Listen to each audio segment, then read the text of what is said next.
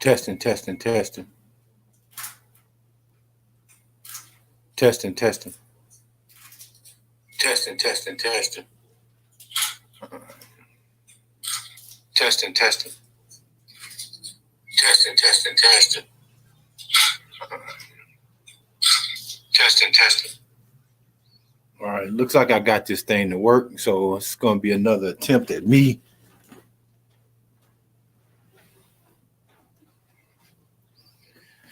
making a video that I've been trying to do for quite some time. It's just another look at technical analysis.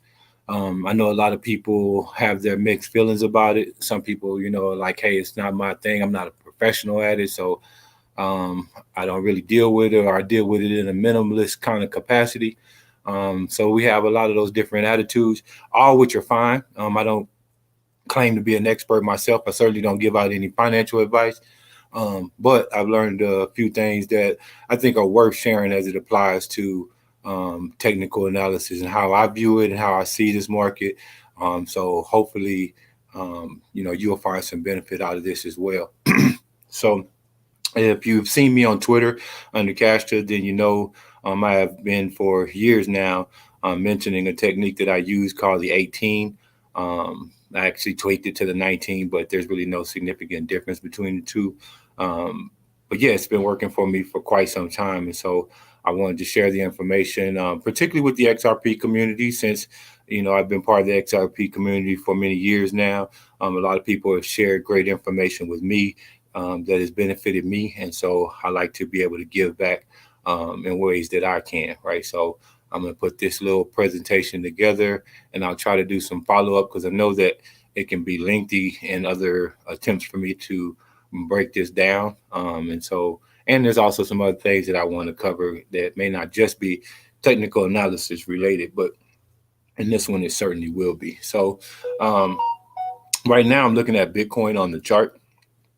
As we all know, Bitcoin kind of leads the market. So as Bitcoin goes, a lot of the altcoins go along with it. And so I'll start off kind of using Bitcoin as a baseline and kind of explaining this technique. Now, one of the main differences in technical analysis from my perspective in the way that it's used or explained by others, whether they're advocates or detractors, and that it's often said that technical analysis is kind of a lagging indicator, or that there's no way that you can predict the future, right? And et cetera, et cetera, et cetera. And those things are both true, right? So I don't come to the table trying to fight those narratives, right? Those perspectives. I think that they're absolutely correct, right? And so I don't view technical analysis per se as a way to predict future price. I don't try to catch tops and I don't try to catch absolute bottoms, right? That's not what my method is all about. It's about asset management and how can you use some definitive indicators, right? Not something that you're going to change every day or every couple of days in this trend line or this pattern, and it may follow it for a little while. Like I'm trying to take all of the variables out of it, right? And use definitive indicators that anyone can use. You don't have to be an expert to use this technique, and get some feedback on it from the community if you attempt to use this in any way. So if you are attempting to use it, I do suggest that you kind of use it on paper before you live trade any actual money with it, and get to know and how it performs and how you can use it. And then if you do decide to use it with actual value, start off, small and lightly, and then, work your way up, based on your own risk tolerance and value that you have determined that you wanted to put up to use in accordance with this, right? So let me kind of quickly get into it here. As I said, the basis of it is called the 18, and I'll just quickly explain why I use the 18. And I'll bring in some other numbers, and those numbers will become relevant as nuances of how to put this into a complete trading strategy. But the basics of my method are very, very simple. And sometimes I think it's amazing because I've tried to share this with some other people that could bring it to the community instead of myself, because I'm not one that really likes attention or anything like that. But maybe it's too simple, right? And it doesn't allow for, this continuous daily conversation that, maybe some of the social media people are kind of really into and building a following and community around their platform, right? So this is not really what I'm into. I'm not necessarily trying to build a community here or anything. I'm really just trying to share the information uh, for others to get benefit out of it. And if people are critical of the information, they're free to chime in as well. I just ask that you do so with data and just not like a bunch of vain words. And then if you do come to with something to the table that can make this better, or you find some type of flaw, then I'll just simply make it better. I'm not trying to be some kind of Mr. Right or anything here. So dive right into it. The yellow line here, gold, whatever color it is the 18. I'll kind of take those out, other ones out, just so you can kind of get the gist of why it's the 18 specifically. I use multi EMA so that you can um, know how to pull these up yourself. Um,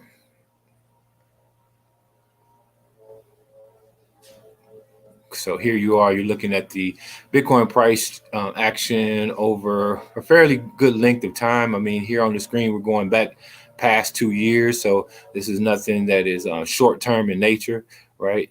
This is looking at a very macro perspective. Also very important is I'm trading off of the weekly time frame. I do all of my actual trades either off of a weekly or daily chart. And even use monthly, but I don't make any actual moves off of lower time frames, 4 hour, anything like that, right? So all the trades are done off daily or weeklies.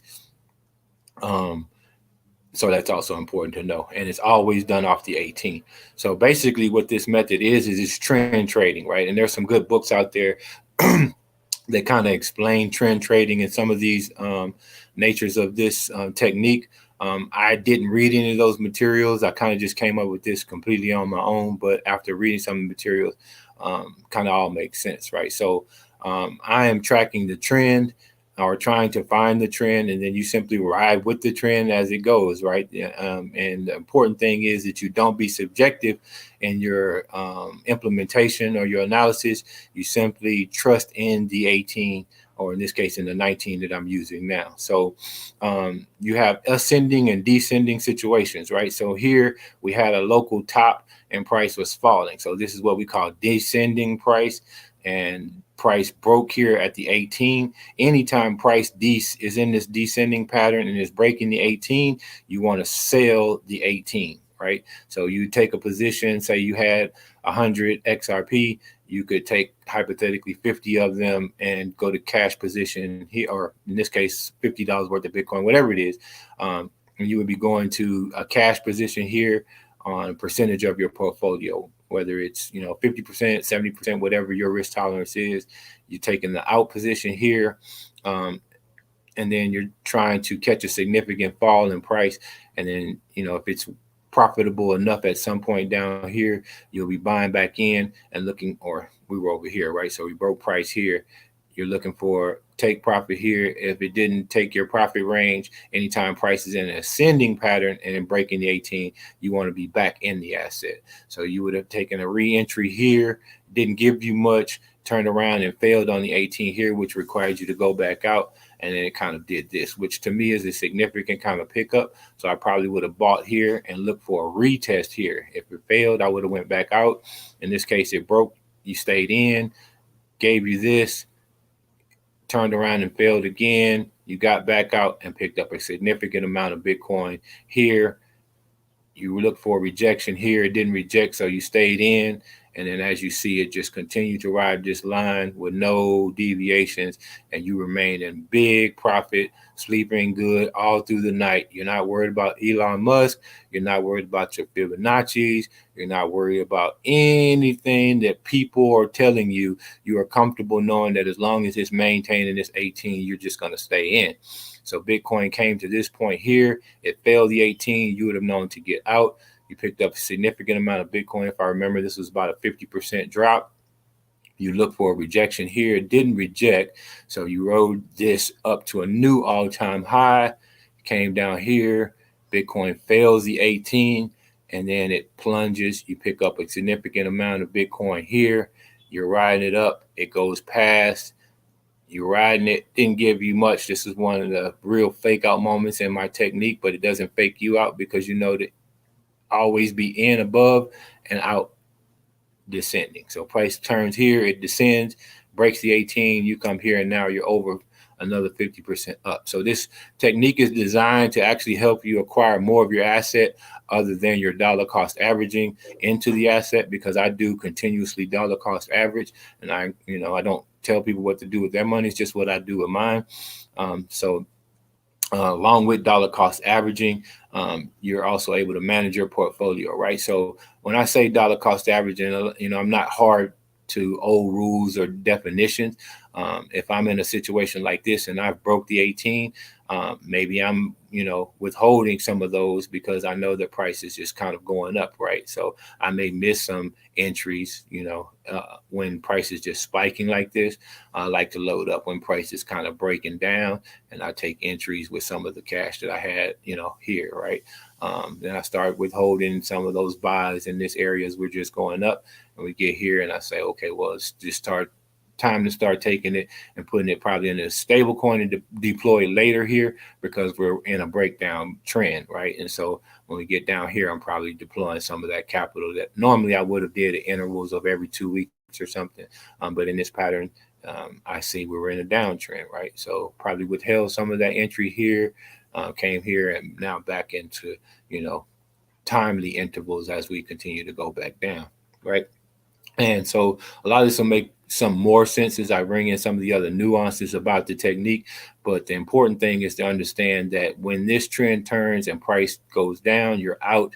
When price is ascending past, you're in. And it's really just that simple. So I know that there are a lot of good people out there that do a lot of explaining technical analysis with Fibonacci's and with candle patterns and a lot of different things that quite frankly, if you listen to what they ultimately say, is a lot of uncertainty, right? And yes, they may be able to call some tops and maybe call some bottoms with very, I would say, not consistency. But with this method, you're always safely managing your portfolio, and because you know when to go in the asset and when to be out the asset simply by pivoting off of this 18 or 19 that we have here. So, a lot of people like try to down talk EMAs because they try to use these lower time frames, and the lower time frames will give you a lot of additional trades that you would have to make. And so, well, I'm not a trader, I'm more of an investor. Well, using these weekly charts is an investor's time frame. It's not a day trader's time frame, right? Because if we go through my model and we track the actual trades we had here in 19, price was ascending past the 18, and so that was one trade. The next trade you had wasn't until here, so we're talking about 2, 3, 4, 5, 6, 7, 8, 9, 10, 11, 12, 13, 14, 15, 16, 17 trades over almost a 3-year period. So it's not a day trader's technique. You're only making 17 trades in some cases, over that long period of time, right? So even here, if we go to January of 21, the only trade we've had since then was 1, 2, 3, 4, 5, 6, 7, right? And over a year. So it's not something that you're going to be day trading on. There's not going to be a whole lot to say once you break down from an 18 and we're in 8 continuous weeks of just downward, no retesting of the 18. So it's like when people say, where is Bitcoin? What is it doing? Well, it's in a downtrend. There's nothing else to say here, right? Until it can recover this 18, right? There's no uptrend to be found. And there won't be an uptrend until it recovers this 18. Now, you may have a daily uptrend, and I'll go down to the daily charts and I'll explain that. But a daily uptrend is a little more insignificant in that it shouldn't last a week, right? If it lasts a week, then it starts to show up over here on your weekly chart, right? And so the weekly trend is more important. It's going to give you, in terms of crypto, your actual kind of macro perspective, right? Because your uptrends generally don't last a whole long time anyway, from maybe weeks to a couple months at most, and then they usually turn, right? So we're in a downtrend until we get back above the 18 on a daily or a weekly chart. So that's just where we're at with Bitcoin right now. I say daily or weekly because if we go over to the daily chart, I said I would take a look at that and explain. But you have the same dynamics, right? You have your trend turning here when it's breaking down the 18, and you ride it comfortably to the bottom with no deviations. You made a lot more Bitcoin. You had definitive places to go. There's no subjective about, well, if Elon this or if the Fibonacci that or if this regulation does this, right? Like none of that matters. If you're just hard strict on selling at the 18, you acquire a lot more of the asset here when you're down here, and then you put all in here if you didn't enter here already. But these are your entry points, and you ride them. Exit points, you pick up more access. Entry point, exit point, entry point, exit point, entry point, exit point, right? And you comfortably exit here, and you just made all kind of Bitcoin while everybody else is trying to figure out what to do and where the market's going and if it's retracing. Until you recover this 18, there's no recovery. It's just as simple as that. So I hope people are able to use this information to benefit, so that they see they can eliminate 90% of these narratives and uncertainty and nuances that people are trying to give them from their own perspective, that I say is probably more confusing to most than actually beneficial. And you can simply look here at the 18. It doesn't take a genius to say we're in a downtrend, as Castor told me, until we break the 18, right? And when we break the 18, we know sometimes the trends are shorter, right? Because here, yeah, we changed trend. It didn't last very long. We changed trend. We changed trend here. It didn't last very long. We changed trend. We changed here, right? Lasted a little longer. Then we changed here. So on a daily time frame, as you can see, you get these shorter trend turns, right? But they're all very important because they lead to this, and these are the moments that you're waiting for, right? So that's really the biggest thing to understand about my method is you want it. But I'll quickly just add in that the reason why it's so useful is because amazingly every asset in the world performs off of this exact same moving average the same way as it relates to the trends and how easy it is to make yourself profitable off of using them, right? So let's say like Ethereum, and I do want to go to the weekly because the weekly visual gives you better visuals. But yeah, if we go to Ethereum here and go back over a little longer time frame here so we can kind of see how it performs. But you have breakdown here, picked up a lot more Ethereum, rode it, you got back out, picked up a lot more Ethereum, you got back in, and you rode it to high heaven here, right? With no worries, no deviations, no additional trades. You had the certainty of knowing what to do with your asset without someone having to tell you, without believing all the narratives, without following the stories, right? You got out here, gave you some noise and additional trades, but you have to be diligent about making these moves. You got in here, you took advantage of it. The trend turned here, you picked up more, turned here with a fake out, and you picked up more as it fell down, right? So that's Ethereum. You can literally, again, like I said, use this off of any asset. So trend turn here, picked up more asset. Quick trend turn here, drop down, you picked up more asset. Trend turn here, you picked up good value. You had another quick out, some noise, entry, you rode it to the top. Some noise around here, rode it even higher. Few more trades, it broke down, and you made a whole lot more of the asset. So this is actually more beneficial when price is falling, and so I'm never the one that's crying a lot when prices are falling, because those are the ideal moments where I actually pick up more of the assets without having to spend my own money on acquiring it, right? So it's very beneficial for bear markets and when they do arise, right? So yeah, some people may say, oh yeah, it works for crypto. Well, how would it work for, say some other assets? So you could type in gold, right? You bring up gold, and same dynamics, right? You have a break, you riding it, break down, break up, you ride it, break down, a few trades here you have to deal with. You break back in because of the ascension. You earn some more gold here on this decline. You're all back in. Uh, let's see here. You're all back in here. You rode it and made a whole lot of profit. You have some additional trades in here because gold is a little choppy, but break down, you make some more gold. Break down here, you made a lot more gold, got more profit off of it. Break down here, you have some additional trades around here because gold's a little choppy around this weekly, but same dynamics that basically exist. So because gold has a lot longer time history than crypto, it's not that the method technically works any different. It's just that you have to go to a higher time frame to get the consistency that you get in crypto on a weekly chart.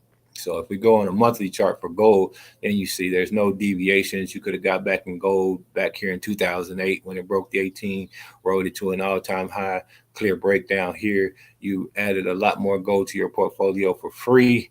Broke up here, you got some profit off of it all. Broke down here, you got some more gold. Had a few trades here, broke down, you made some more gold. Broke up, and you took all of that additional gold that you made, and you're now at new all-time highs, right? And you're still above the 18. You have no reason to get out till gold breaks down past this, and then you'll make more gold, right? Same thing with our DXY, because DXY is an indicator in crypto. It kind of tells you when the trends are kind of favorable for crypto and when they're not. Um, but essentially, you have the same dynamics. Now, I'm on a monthly here just for kind of giggles, but I can go back to the weekly. But you had a clear break here. Your dollar just increased to hell. You could have made a whole lot of money trading this dollar. Break down here, you would have gotten out, got back in, made your whole bunch. Short here or get out, whichever your choice is. You made a whole bunch of money here. You rode it back here on the break up. Perfectly rode this, so you never had any breakdowns. Started to come here, broke down. You made a whole lot on your short or your exit. You entered back here and back at all-time high again, right? So it does not matter what the asset is at all. This method is almost as predictable as can be using any asset, and this is why I use it, right? You don't have to be a genius to do it. You just have to be disciplined enough to make sure that you're making each of these entries and exits, right? And so here you do get a little choppiness, um, but that's just how you have to trade it. You have to be disciplined enough to make the. Of course, on your crypto, you're not getting as much as that choppiness, and that's what makes crypto very tradable. Also, in saying that's why I like XRP, particularly when I'm trading with my particular method as compared to Bitcoin. And people like say, well, it just goes down all the time, et cetera, et cetera, et cetera. Well, for me, the downs are where I pick up more of the assets. So XRP has a little more volatility from swings like this down here. I'm able to make more of the asset, swings like this down here, I'm able to make 70% or so as compared to maybe a 40% or 50% on Bitcoin, right? So it becomes a little more advantageous for traders that know how to trade, right, to be in these high volatile assets, sometimes even more so than Bitcoin. So people wonder sometimes why the market does what it does, but the experienced traders know how to make these assets profitable. And that's why sometimes they never go away, even though people may dislike them as much as they dislike them. It's just that other people who are more experienced know how to make even a unpleasant situation a profitable situation. And for that reason, it becomes a valuable asset. So, I'll kind of quickly go into some of these other numbers and how I use them. And then I know this kind of tends to get on the long side, so I'm going to probably stop it and probably share some of the additional information later. I don't even know if I can now. There we go. So let me bring these back in, and I'll quickly go with those. 3, 9. It's just an additional 18, and I think that's my 50. So the reason why, even though all my trades are done solely off of the 18, and why I still use these other indicators, and let me drop back down to the weekly for sure on here. And why I use these other indicators, because they're also very important, and that anytime a lower number EMA crosses a higher number EMA, is usually an indicator of additional momentum or increased momentum, right? So when I say lower numbers, as I brought in these other numbers, there were the 3, the 11, the 19 we already had, and I brought in the 50, right? So the 3 is the white line, the blue is the 11. And so the 3, as you see here, is crossing downwardly over the 9, as well as additionally crossing over the 18 here. And we also have the 9 crossing over here, right? So these crosses increase the momentum that we were already on in a downward spiral, right? So when you get moments like this, right, you know you're probably going to continue all of this downward momentum because you have these crosses, and that's what led to it eventually coming way down here.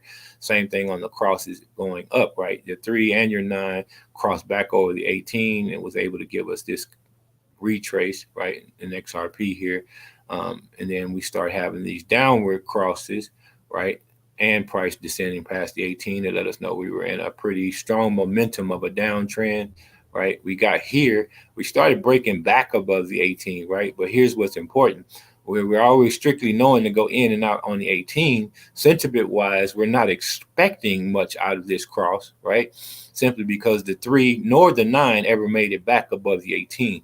So even though discipline wise, I go back in at this cross of the 18, I'm not expecting a whole lot because I don't get the cross. And so without the cross, I was able to quickly see that price descended back across the 18. So I'm out and I failed to cross, right? So I got a lot of momentum to the downside, and we see where we ended up with that, right? Ended up making a lot more XRP, and we should be celebrating, right? Instead of crying over why price is stuck at 39 cents, right? We're like, man, we just increased our bags by 30-40%. And that's where I'm hoping to get the XRP community, and that's why I'm targeting them with sharing this information first, because I want you to be profitable, right? So even here, we broke down during the lawsuit. You knew to pick up a lot more asset. SEC could have took it in the face. You don't give a damn. Why? Because you knew you could make that move profitable for you, right? If nothing else, you were back in here. If you didn't buy the bottom, hopefully you did. You don't want to be greedy with these moves. If you get enough move to the downside on a break past the 18 and you're 40-50%, right, you want to take your wins when you get them, right? So I encourage people to kind of take these wins, but of course you do what you choose to do, but nothing else. You're all in when it's breaking the 18 here, and you turn all that additional XRP into a 10x move from the bottom. Right. So I don't want you to miss these 10x moves, you know, to catch them here when it crosses the 18, right? Same here. It breaks down the 18, you made more of your bags. Crossed here, you made more money off the bags. Crossed here, off all that additional money. And now we're at 70-90% more of our bags. And we're happy XRP community. And we have ways of definitively knowing what to do with our money without having to listen to anyone else, without having to be subjective about whether this pattern, that pattern, this Fibonacci, whatever it is that people may be using. You make all of your trades simply off the 18, or in this case, 19 exponential moving average, right? And so I've been using it pretty much without fail, and I definitely wanted to share that information with you all. Another thing that you kind of, is important to know, as I said, these lower numbers and additional numbers also kind of give you an indicator of supports and resistances. So a lot of times as we're going up, right, we start dropping off. It uses a 9 as support first. Can't get the 9, goes down to the 18, breaks down, right? Same after as it starts recovering, it uses as resistance, breaks resistance, goes up, starts using it as support as it breaks down, tries to catch support, breaks further down, turns into resistance, breaks down, right? So you get your resistances and supports off of these additional numbers that I've added. And so that's why I've increased them to the total numbers of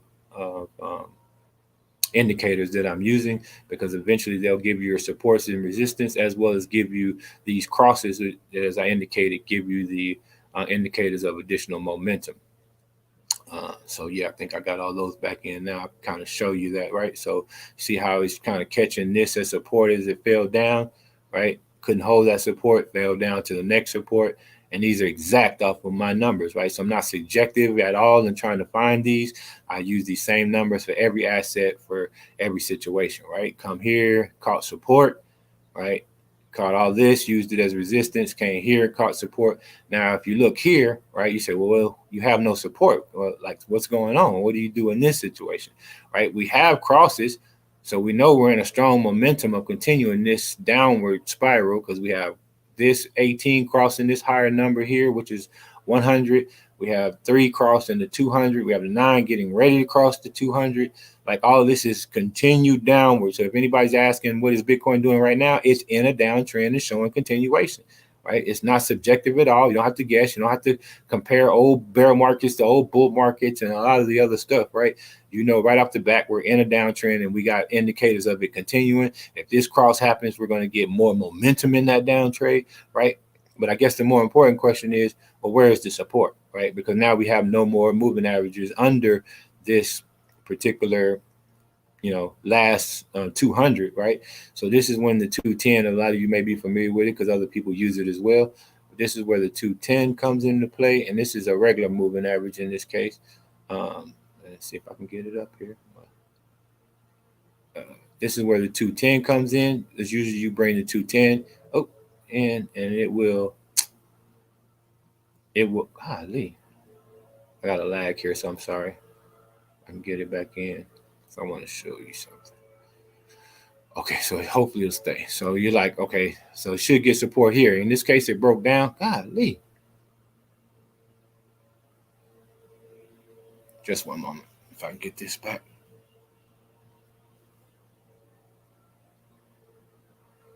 Okay, so it broke down past this, of course. So if you want to find the actual support for XRP and where the potential bottom is at without having to use all these subjective things that I've kind of been critical of, and no slight at anybody who uses them, right? You use them well, and if you have your way of explaining the narrative, I'm just more about more mathematical based, definitive ways of looking at the data than having to make any kind of feeling kind of subjective kind of look at the information, right? So let me get the month back up here. Come on. All right, hopefully it's dang. I'm not going back to weeks, so why would it go back?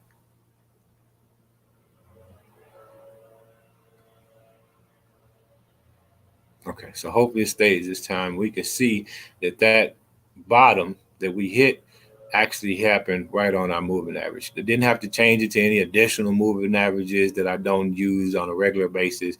It took a perfect bounce right at our moving average. So we're looking for XRP to hold this, of course.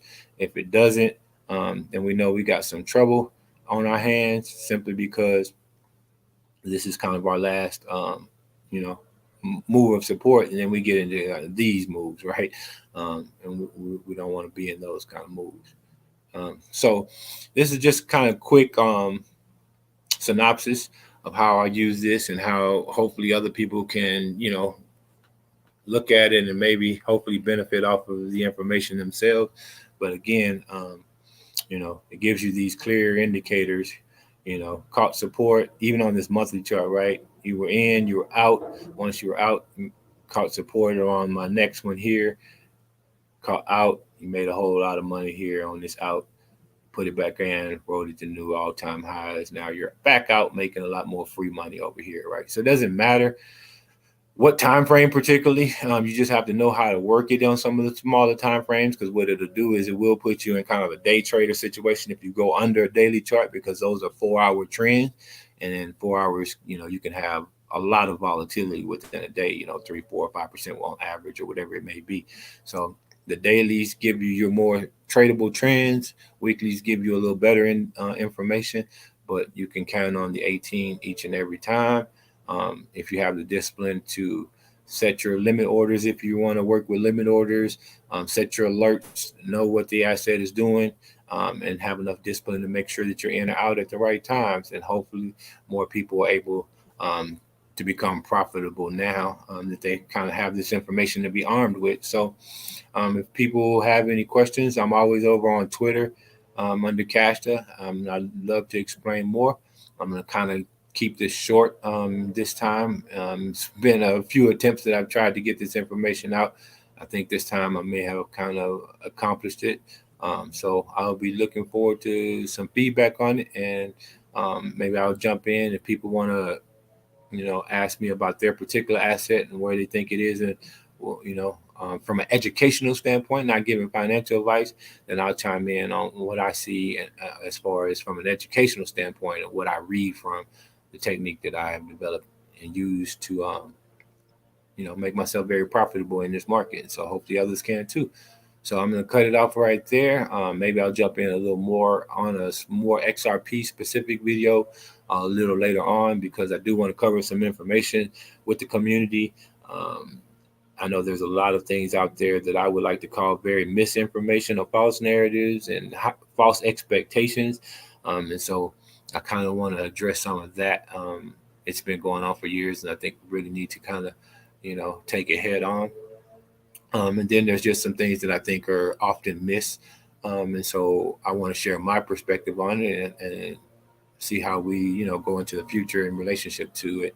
And I like to hear other people's perspective on it as well. So, yep, I'm going to go ahead and cut this off now. And I look forward to hearing from some of you all if by chance anyone ever gets a chance to see this. So I'm going to cut it off, share it, and see if some people can catch it and let me know what they think. So have a great day, and look forward to seeing y'all the next time.